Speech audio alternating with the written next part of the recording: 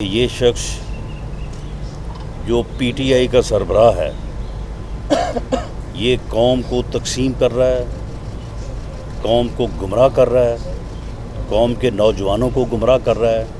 اس کی شناخت کی جائے، اس کا ادراک کیا جائے۔ اگر قوم نے اس کا ادراک نہ کیا اور اپنی سمت کو درست نہ کیا اور اسے موقع ملا مزید قوم کو تقسیم کرنے اور قوم کو گمراہ کرنے کا، نوجوانوں کو گمراہ کرنے کا، یہ اس ملک اور قوم کو کسی حادثے سے دوچار کر دے گا۔ اگر آپ نے وائلنس کی، اگر آپ نے کوئی دھونس، کوئی دھاندلی، کوئی دھمکی، کوئی بلیک میلنگ کا راستہ اپنایا تو 25 مئی سے زیادہ جو ہے نا برا حشر جو ہے وہ آپ کا ہوگا، اور اس مقصد کے لیے ہماری پوری تیاری ہے۔ یہ ہر قیمت پہ یہ ریفرنس دائر ہونے کی دیر ہے، یہ نااہل ہوگا پاک فوج کے ساتھ، کیونکہ دیکھیں کسی وقت میں ان کو سپورٹ ملتی رہی ہے ان چیزوں سے، ان فیملی سے، لیکن یہ دیکھیں کہ یہ گمراہی میں اس حد تک جو ہے وہ گزر گئے کہ انہوں نے وہ باتیں کی کہ جن کو میں سمجھتا ہوں کہ دہرایا نہیں جا سکتا، جن کو جو ہے وہ زبان پہ نہیں لایا جا سکتا، جن کی صرف مذمت ہی جو ہے وہ کی جا سکتی۔ فواد چوہدری کہہ رہے ہیں کہ آپ صرف اپنا اسلام آباد کے وکیلوں کے وزیر داخلہ ہے اور فیصلہ آباد میں داخل نہیں ہو سکتے، آپ فیصلہ آباد میں کیسے آ گئے؟ معاملہ یہ ہے کہ فواد چوہدری صاحب جو ہیں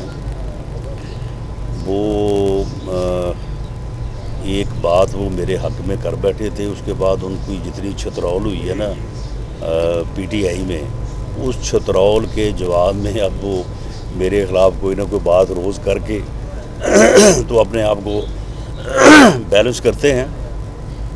معاملہ یہ ہے کہ وفاق کے پاس ایک سے زیادہ ڈپارٹمنٹ ایسے ہیں جن کا بجٹ جو ہے وہ ایک صوبہ نہیں 2 صوبوں کو ملا لیں تو اس سے زیادہ ہے، اور نادرا کی، واپڈا کی، دوسرے اداروں کی ریچ جو ہے، میرا نہیں خیال کہ کوئی ایسی جگہ ہے جہاں پہ کوئی ایسا جو ہے وہ جگہ ہو سکتی جہاں پہ ان کی ریچ نہیں ہے۔ دیکھیں یہ وفاق اور صوبائی حکومتیں یہ جو ہے یہ ایک نظام کا حصہ ہے، آئینی رول ہے سب کا، قانونی رول ہے۔ ہم نے صوبوں کے رول کو جو ہے وہ بالکل اسے جو ہے وہ ہم تسلیم کرتے ہیں۔ انہیں بھی چاہیے کہ اس قسم کی گفتگو کرنے کی بجائے جو ہے وہ ڈھنگ کا جو ہے وہ کام کریں۔ اب انہوں نے کہا ہے کہ جی ہم 13 کو جو ہے وہ جلسہ کریں گے، اس کے بعد 1 مہینے کا الٹیمیٹم دیں گے۔ وہ بھئی کس بات کا الٹیمیٹم دے رہے ہو کہ الیکشن کراؤ؟ وہ پہلے چیف الیکشن کمیشنر کو تو جو ہے وہ ہٹا لو۔ یعنی تمہاری یہ سمجھ نہیں آتی کہ تم ایک دن ایک بات کرتے ہو، اس کے بعد دوسرے تیسرے دن اور بات شروع کر دیتے ہو۔ آج سے 4 دن پہلے، 5 دن پہلے عمران خان نے پوری قوم کے سامنے میڈیا پہ آ کے کہا کہ اس چیف الیکشن کمیشنر کی موجودگی میں ہم الیکشن نہیں لڑیں گے۔ وہ اب کس بات کا مطالبہ کر رہے ہو کہ جی 1 مہینے بعد الیکشن کرا دو، ہم الٹیمیٹم دے رہے ہیں؟ وہ پہلے چیف الیکشن کمیشنر کو ہٹاؤ نا، اور اس کے خلاف جو تم نے اپلیکیشن دی تھی، وہ جو اپنا سپریم جوڈیشل کونسل میں جو آپ نے درخواست دی وہ تو اگلے دن آپ نے واپس لے لی ہے۔ پہلے چیف الیکشن کمیشنر کو ہٹا لیں تو اس کے بعد پھر آئیں بات کریں۔ پھر اس کے بعد اسمبلیاں دونوں توڑیں، پنجاب اسمبلی توڑیں، کے پی کے اسمبلی توڑیں، جو استعفے دیے ہیں وہ ایکسیپٹ کرائیں، اس کے بعد پھر الٹیمیٹم دیں۔ ورنہ اس طرح کا الٹیمیٹم جو ہے یہ آپ کی 2 نمبری ہے۔ یہ 2 نمبر الٹیمیٹم جو ہے اس کو کوئی تسلیم نہیں کرے گا، بلکہ یہ آپ کے لیے باعث شرم ہونا چاہیے کہ آپ ایک دن ایک بات کرتے ہیں، دوسرے دن دوسری کرتے ہیں، تیسرے دن تیسری کرتی ہیں۔ آپ نے اگر الٹیمیٹم کوئی اس قسم کا دینا ہے جس قسم کا 25 مئی کو تھا، تو آپ ذہن نشین رکھیں کہ پرامن جلسہ، پرامن احتجاج جو ہے وہ بالکل آپ کو جو ہے وہ اجازت ہے، ملک کا آئین اجازت دیتا ہے، قانون اجازت دیتا ہے۔ اگر آپ نے وائلنس کی، اگر آپ نے کوئی دھونس، کوئی دھاندلی، کوئی دھمکی، کوئی بلیک میلنگ کا راستہ اپنایا تو 25 مئی سے زیادہ جو ہے نا برا حشر جو ہے وہ آپ کا ہوگا، اور اس مقصد کے لیے ہماری پوری تیاری ہے۔ رانا صاحب، اپوزیشن لیڈر راجہ ریاض نے آج کہا ہے کہ 14 اگست سے پہلے عمران خان کو گرفتار کر دیا جائے۔ उस हवाले से पूरे दाखिला आप क्या कहते हैं? नहीं देखें, मैं वो शहजाद अकबर वाला काम तो मैं नहीं कर सकता कि मैं पहले ख़बरें दूं कि जी फ़लाँ को गिरफ़्तार किया जाएगा, फ़लाँ के ख़िलाफ़ मुकदमा दर्ज किया जाएगा। FIA इस वक्त 2 इंक्वायरीज़ कर रहा है। एक इंक्वायरी जो ये आपने अभी निशानदेही की है जिस बात की कि वो जो इन्होंने इस जो है वो लसबेला के इस आने के बाद जो ट्रेंड चलाए इन्होंने और मुल्क दुश्मनी पे मबनी जो है वो बातें की हैं, एक उसके ऊपर जो है वो FIA इंक्वायरी कर रहा है।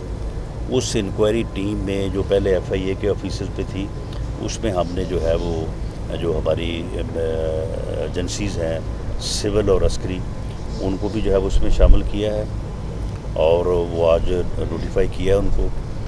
एक इंक्वायरी वो हो रही है और एक इंक्वायरी जो है वो ECP यानी इलेक्शन कमीशन ऑफ पाकिस्तान का जो रिपोर्ट है, फैसला है, उसके ऊपर जो है वो हो रही है। उन इंक्वायरीज़ के नतीजे में जिसके ख़िलाफ़ जो जुर्म साबित होगा उसका मुकदमा भी दर्ज किया जाएगा और जो उसमें मुलज़म करार दिया जाएगा उसको जो है वो गिरफ़्तार भी किया जाएगा।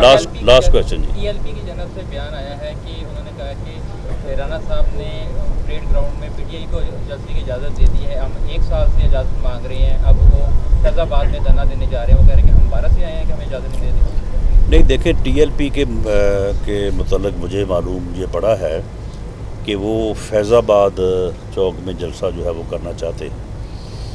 हमारी उनसे ये गुजारिश है कि वो जलसा जो है वो करें वहाँ पे लियाकत बाग में कर लें या इस्लामाबाद में 2 जगह हैं, एक H9 वो जगह जो है ग्राउंड जो है और दूसरा परेड ग्राउंड। ये दोनों जगह ऐसी हैं कि यहाँ पे जलसा करने या एहतजाज करने की इस्लामाबाद हाई कोर्ट ने बाकायदा इजाज़त दी है या उन चीज़ों को उनको मुख्तस किया है।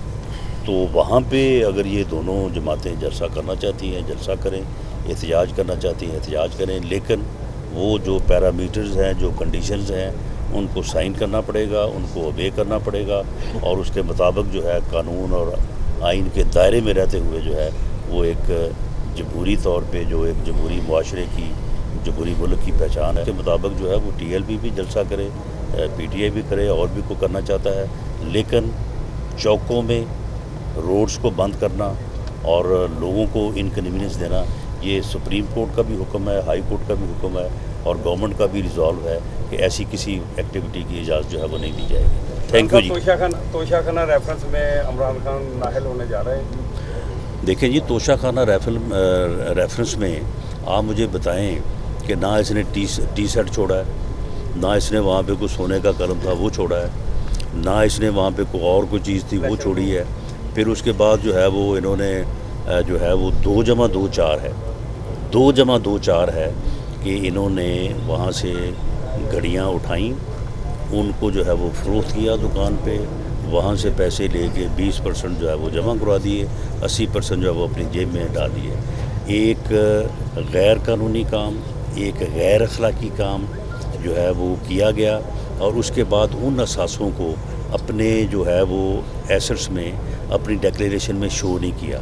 आप मुझे बताएं कि अगर एक आदमी को सिर्फ इस बात पे नाअहल कर दिया जाए कि जी वो बेटे की फैक्ट्री में मुलाजमत का अकामा था और वो भी शायद इसलिए था कि लोग आने जाने के लिए वो वीज़े की प्रॉब्लम से बचने के लिए कर लेते हैं, तो उसमें मुलाजम था, तनख्वाह ले सकता था, ली नहीं है, लेकिन क्योंकि तनख्वाह जो है वो वाजिबुल अदासी एसेट था, डिक्लेयर नहीं किया, लिहाजा सारी ज़िंदगी के लिए नाअहल। तो आप मुझे बताएं कि ये जो तोशाखाना में जो इसने वहाँ पे गैर अखलाकी हरकत की, जो मुल्क की बदनामी, आप देखें ना वो घड़ी जो एक मुल्क के बादशाह ने जो है वो इसे दी, वो जब दुबई की दुकान पे बिकने के लिए गई तो वो दुकानदारों ने फ़ोन किया उधर कि जी ये आपके लिए हमने घड़ी बनाई थी ख़ास तौर पे, तो ये इधर बिक रही है, तो ये चोरी हो गई है। तो उन्होंने कहा कि नहीं, तो जब उन्हें पता हुआ तो पता लगा कि जनाब ये फ़लाँ साहब जो है वो बेच रहे हैं। तो उस वक्त से उस मुल्क के साथ भी तल्लुकात हमारे कशीदा हो गए। तो गैर अखलाकी हरकत की, उसके बाद फिर जो है वो उन चीज़ों को करोड़ों रुपए का फ़ायदा उठाया, उनको डिक्लेयर नहीं किया।